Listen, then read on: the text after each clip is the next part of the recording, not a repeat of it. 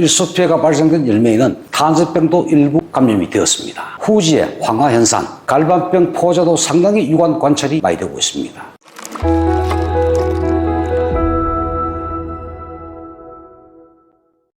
여러분 안녕하십니까? 사과콜라TV입니다. 간만에 비가 내리고 있습니다. 아마 지금부터 해가지고 한 5, 6일 정도 금주 내는 계속 비가 올 걸로 예보되고 있습니다. 비가 오긴 와야 됩니다. 원체 많이 강물어가지고 물론 이 비가 오고 난 다음에 여러 가지 장애들이 나타날 수가 있다. 최근에 약 32도 이상의 35도, 36도, 38도, 경기도 지역 같은 경우는 40도에 육박한 온도가 지속이 됐습니다. 따라서 일소 피해가 상당히 많이 나타나고 있습니다. 특히 아리수 품종, 홍도 품종이 있어가지고 일소 피해가 많이 발생되고, 일소 피해가 발생된 열매에는 탄저병도 일부 감염이 되었습니다. 아울러서 후지의 황화현상, 갈반병 포자도 상당히 유관 관찰이 많이 되고 있습니다. 이 비가 그치게 되면은 일소 피해도 상당히 전국적으로 나타날 걸로 예상이 되고, 후지에도 갈반병이 상당히 많이 나타날 것으로 예상을 하고 있습니다. 지난주부터 일소 피해 때문에 저한테 사진이 많이 넘어오고 있습니다. 현재 발생된 일소 피해는 제1단계 일소 피해고,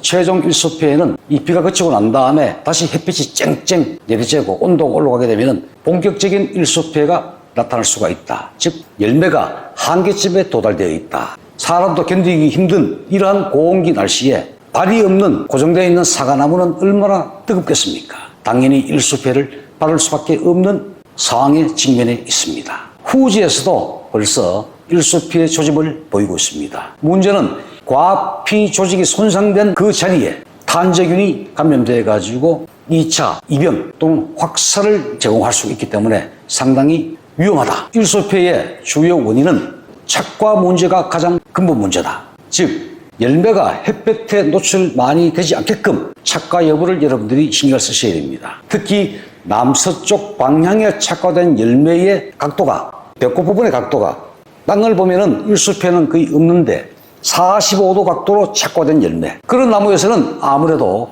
열매의 햇볕 노출량이 많다 보니까 일소 피해에 취약할 수밖에 없습니다. 어느 부분에 내가 열매를 착과시킬 것인가 한 것이 아주 중요한 부분이 되겠습니다. 또 도장지를 제거하고 해서 열매가 갑자기 햇볕에 노출되게 되면은 일소 피해, 즉 열상을 입게 됩니다. 아프리카나 이런 데 가보면은 늘 햇볕에 노출되어 있습니다. 거기는 일소 피해가 많이 없습니다. 즉 햇볕에 덜 딥니다.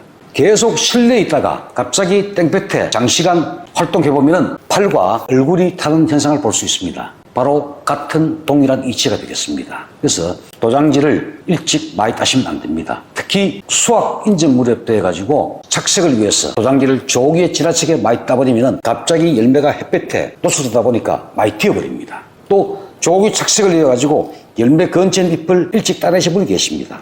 역시 그 부분이 하얗게 변합니다. 그 부분에 과피, 자기를 보호하고 있는 과피 왁스 물질이 햇볕에 손상을 입다 보니까 탄저균이 쉽게 감염이 됩니다.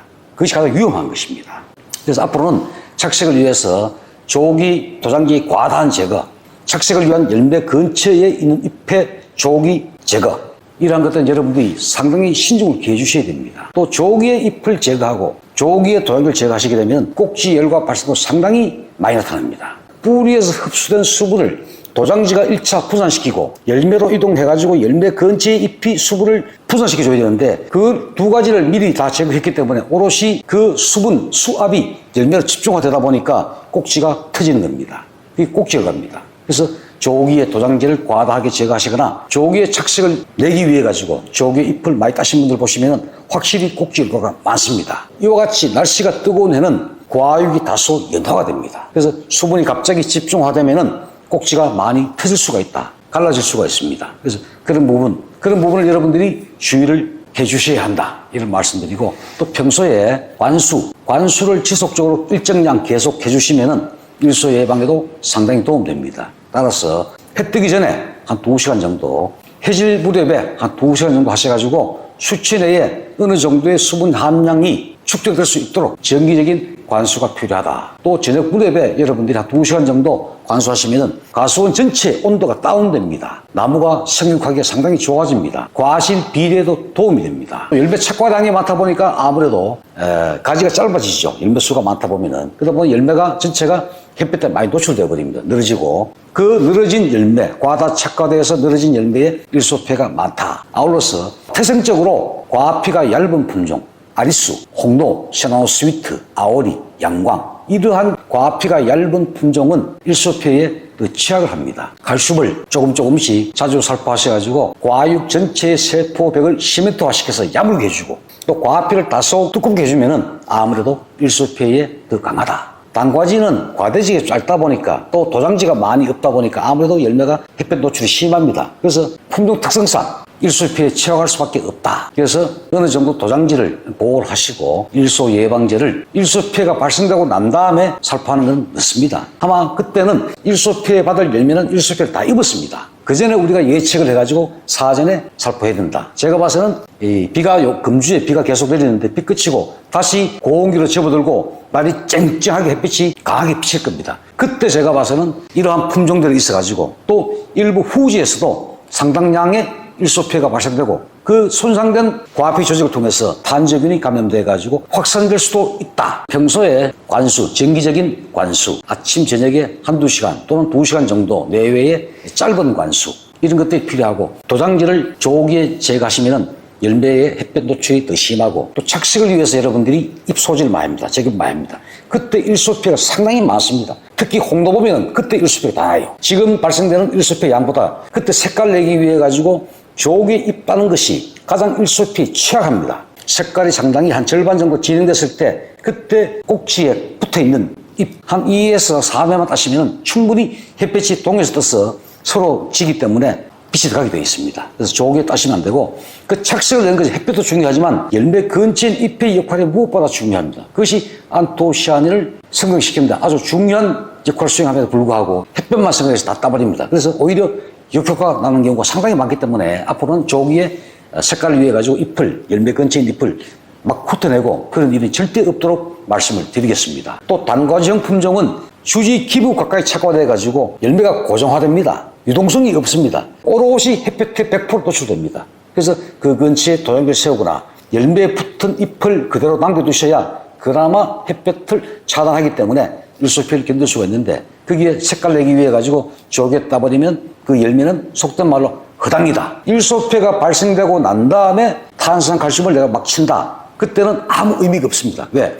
일소폐 받을 자리에 열매는 일소폐를 다 받았기 때문에 나머지는 쳐도 별 의미가 없습니다. 나머지 부분은 일소피해 받을 자리가 아닙니다. 받을 자리는 받게 되기 때문에 그 피해 받을 자리에 열매가 많다면 여러분들이 사전에 일소 예방제를 하셔야 됩니다. 과거에는 분말로 된 가루 탄산을 많이 하셨는데 그것이 단점이 많고 과피에 흔적이 남고 꼭지에 흔적이 남다 보니까 전부 다 닦아내야 되는 그 번거로운 일이 상당히 많았습니다. 그래서 발전된 것이 액상고로 나왔는데 액상고 제가 보니까 종류가 수십 가지입니다. 과연 어떤 거를 내가 옆면 살포를 해야 효과를 볼 것인가 잘 고려하셔가지고 선택을 하셔야 됩니다. 탄산칼슘은 과 표면에만 도달하지 과육 안까지 침투해가지고 칼슘 효과를 나타내지 못합니다. 그게 큰 맹점입니다. 그래서 탄산칼슘 효과도 보고 다른 여타 칼슘도 함유된 복합형 일소 방지제를 살포해가지고 칼슘 효과도 보면서 일소 방지 효과도 볼 수 있는 이 일소피해는 온도 문제도 있지만 하늘에 자외선이 상당히 많이 태웁니다. 우리 얼굴이 타는 것 전부 자외선 문제입니다. 열매도 마찬가지입니다. 자외선 차단 기능이 있는 탄산칼슘 복합형 칼슘 제품을 살포하시기를 제가 권장을 드리겠습니다. 비가 그치고 햇볕이 쨍쨍 내리실 겁니다. 쨍쨍 3, 4일 후 되면 일소폐가 눈에 보이고 최대 일주 후 되면은 반드시 일소폐가 나타나기 마련입니다. 이번 비가 그치고 곧바로 살포하시든가 아니면 요 4, 5일 기간 동안에 해가 나면은 약칠 시기가 되면 그때 보호제 플러스 일소 예방제를 포함해가지고 같이 특별 방지하시고 10일 후 돼가지고 한 번 더 또는 한 번 쳤는데 날씨가 또 쨍쨍하다 그러면은 한 번 더 살포하는 총 한 2회 정도 여러분들이 잘 선택해 살포하시면 일소 예방에 상당히 도움이 된다. 제가 봐서는 2018년도 피해와 유사하거나 더 많이 나타날 수가 있고, 문제는 보호물질인 왁스층이 다 타버렸기 때문에 탄저균이 감염돼 가지고 탄저 확산도 우려된다. 이것이 가장 큰 걱정거리가 되겠습니다. 그 다음에 후지, 황화 낙엽 현상이 상당히 많습니다. 잎이 그냥 노랗게 떨어지는 건 별 문제가 없습니다. 그건 생리적 현상입니다. 엽소도 마찬가지예요. 지상부에 신반장에 잎이 있는데 그 잎들이 수분 증산작용을 합니다. 호흡을 합니다. 수분이 빠져나갑니다. 뿌리가 역시 물을 흡수해서 그 물량을 빼줘야 되는데 그 양을 보충을 못합니다. 그래서 나무가 스스로 자기 자신의 보호를 위해서, 즉 자기 수체 보호를 위해서 스스로 낙엽을 시키는데, 자기 몸 중에서 가장 쓸데가 없는 잎, 글 속에 있는 잎, 두 장 석장 겹치는 잎 중에서 밑에 잎, 숨겨져 있는 잎, 그런 무효엽을 위주로 낙엽시키기 때문에 나무에 큰 해를 주지 않는다. 즉 내년 꽃눈 분화와 근면 열매 비대와 착색에는 큰 연관성이 없다. 다만 떨어지는 황화 현상이 왔는데, 황화 현상 왔는 잎, 노란 잎에 보면은 갈반 포자가 찍혔습니다. 갈반 포자가 와가지고 잎이 황화 갈변된 것이 아니고, 황화돼가지고 잎의 내성력을 상실했기 때문에 공기 중에 있는 갈반 포자가 달라붙은 겁니다. 문제는 그런 황화 증상, 갈반 포자도 찍히고 황화도 왔다. 그 잎 외에 있는 주위의 동서남북의 건전 잎에 갈반 포자가 있나 없나, 그것이 중요한 거예요. 그것이 없다면은 그 밭은 병해충 관리가, 갈반병 관리가 상당히 잘 된 밭입니다. 그런 걸 제가 검토하는 것이지, 그냥 황화 증상이 왔다 그래가지고 제가 걱정한 것은 아닙니다. 여러분들도 그런 부분 염두에 두셔가지고 황화 증상에 갈반 포자가 찍혔고, 그게 낙엽되고 난 다음에 주위에 있는 근처 잎들은 멀쩡한가 멀쩡하지 않는가, 그 부분을 여러분들이 판단하시면 됩니다. 만약 그 부분이 멀쩡하다면 아주 정상적이고 내가 방제를 잘했다. 주위의 잎들도 갈반 포자가 상당히 많이 보인다. 그 가수는 상당히 수관이 복잡하거나 산남부에 도장지가 많거나 복잡해가지고 통풍력, 즉 바람의 소통이 원활하지 못하거나 하기 때문에 또 과습되는 부분, 또 약재 도달력도 상당히 떨어집니다. 약재보다 중요한 것이 뭐냐면 이 바람의 소통력이 중요합니다. 소통력. 바람이 술술 잘 빠져나가야 됩니다. 그것이 취약하면은 확실히 갈반병은 많이 오게 돼 있다. 물론 약재 도달력도 많이 떨어지게 되죠. 그 다음에 중요한 것이 뭐냐면, 제가 인시표를 많이 강조드렸습니다만 충분히 방지하신 분들은 현재까지 응애가 많이 없을 겁니다. 다만 특정 품종, 의외로 시라노 골드 품종이 있어가지고 응애 피해 받은 집이 상당히 많습니다. 받은 농가분들께서도 깜짝 놀랐습니다. 저도 놀랐습니다. 응애 전문약하고 제가 생리활성물질, 에모지 플러스 생리활성 동화산물 생성 기능이 있는 그런 기능성 제품을 혼용해가지고, 전착제 물론 해가지고, 물론 수질 pH도 조정하셔야 됩니다. 응애 칠 때는 수질 pH가 5.5가 나와줘야 약효가 잘 받는다. 약발이 잘 받는다. 속도 말로. 그런 말씀드리고, 비가 그치고 다시 고온이 오고 8월 달에 햇볕이 쨍쨍 내리자면은 이 응애 발생이 성할 수가 있습니다. 응애는 고온성 해충입니다. 그래서 8월 달 또는 7월 말, 8월 상순, 중순 되면은 응애가 눈에 보이지 않는다 손치더라도 의무적으로 여러분들이 응애를 방지를 하셔야 됩니다. 그때 만약 응애를 못 잡으면 정말 잡기 어렵습니다. 왜? 10일 만에 100배 증가합니다. 100배. 도저히 잡지를 못합니다. 좋은 응애약을 아무리 열심히 쳐도 잡지를 못합니다. 왜? 내가 매일 약을 칠 수가 없습니다. 응애약을. 보통 빠르면 5일, 치고 5일 또 쳐. 5일 만에 50배 증가합니다. 도저히 감당을 못합니다. 그래서 때가 되면 무조건 친다. 치시고도 응애 발생 여부를 확인하셔야 됩니다. 특히 올해 같은 이 고온기 때는 조심하셔야 되고, 응애가 한번 발생되면 색깔 나지 않습니다. 응애 피해입은 갈반 피해하고 똑같습니다. 왜? 잎의 기능이 상실됐기 때문에. 사과 맛도 없습니다. 9월 말, 10월 말까지 잎이 좋아야 됩니다. 그래야 내년 꽃눈이 충실해집니다.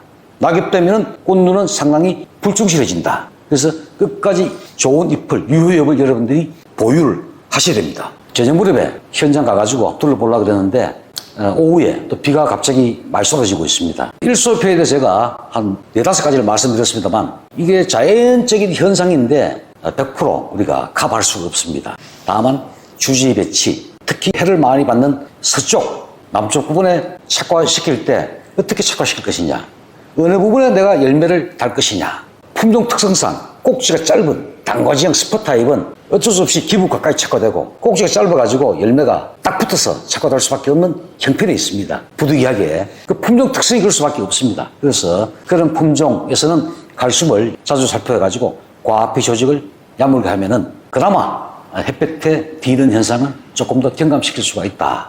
도장지를 조금 남겨두므로써 햇볕을 조금 차단시킬 수가 있다. 또 홍도 같은 경우는 조기 착색을 낼 목적으로 그 시퍼런 열매 잎을 막 다 따버립니다. 도랑이 다 땁니다. 수분을 분산시키는 그 요소를 잎과 도랑이를 제거했기 때문에 오롯이 열매 꼭지를 통해서 물이 집중화되고 그 수압 때문에 꼭지가 다 터지는 꼭지열과 또는 속열과 심하면은 옆구리가 터지는 몸통열과까지 발생될 수가 있습니다. 색깔도 안 납니다. 잎을 일찍 따면은 색깔이 더 안 납니다. 허해집니다. 그래서 잎을 따다 보니까 갑자기 그늘 속에 잎 속에 숨겨져 있던 과피가 햇볕을 보다 보니까 직사광선에 노출돼 버립니다. 그래서 다 타버립니다. 타는 게 일소 아닙니까? 볕댐 현상. 그래서 그러한 이 경종적인 부분, 재배 과정에 있어가지고 경종적인 부분을 여러분들이 놓치지 마시고 조금 섬세하게 관리하시면은 일소수변은 상당히 예방할 수 있습니다만 품종 특성상 어쩔 수 없이 발생되는 경우가 허다한 건 또한 사실입니다. 그래서 부득이하게 우리가 일소 경감제를 한 2회 정도 살포해서 대단히 일소 피해는 우리가 예방해야 되겠다. 이런 차원에서 제가 말씀을 드리겠습니다. 여러분 감사합니다. 사과콜라 TV였습니다.